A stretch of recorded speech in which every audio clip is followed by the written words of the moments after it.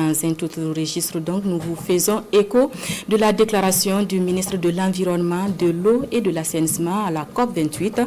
Dans un contexte d'urgence climatique, Roger Barrot invite la communauté internationale à s'engager davantage dans la lutte contre le changement climatique en mettant en œuvre les décisions des précédentes conférences des parties. Tout en insistant sur la disposition du Burkina Faso à respecter ses engagements, le chef de la délégation burkinabé à Dubaï appelle à l'opération sans délai du fonds des pertes et préjudices, fonds destiné à appuyer les pays en voie de développement.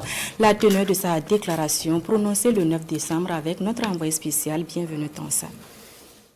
J'appelle à l'opérationnalisation sans délai du fonds sur les pertes et préjudices afin qu'il réponde à ses objectifs d'urgence. C'est l'un des vœux chers du ministre de l'Environnement, de l'Eau et de l'Assainissement, chef de la délégation du Burkina Faso à la COP28. Pour la répartition du dit fonds sur les pertes et préjudices, fonds destiné aux pays en voie de développement, Roger Barrot s'attache au principe d'équité et de justice. Toute chose qui passe selon lui par une flexibilité des procédures de mobilisation des ressources.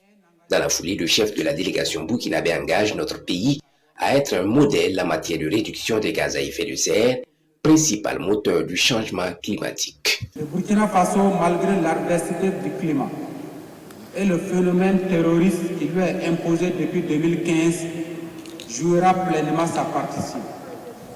Ainsi, il entend contribuer à l'effort mondial de lutte contre les changements climatiques en réduisant ses émissions de gaz à effet de serre de 29,42% à l'horizon 2030 et en développant des actions d'adaptation et de résilience déclinées dans sa contribution déterminée au niveau national, dont la mise en œuvre est évaluée à 4 milliards 124 millions 231 753 $ US. Dans un contexte d'urgence climatique, le Burkina Faso, partie prenante à la déclaration de Bamako sur la sécurité climatique dans le Sahel, et logé dans l'écurie des pays les moins avancés, invite la communauté internationale à davantage d'engagement pour lutter contre le défi du changement climatique, en mettant en œuvre les décisions des conférences des parties, notamment sur le financement de l'adaptation et de l'atténuation des pertes et préjudices, le mécanisme de marché de carbone et le transfert de technologie.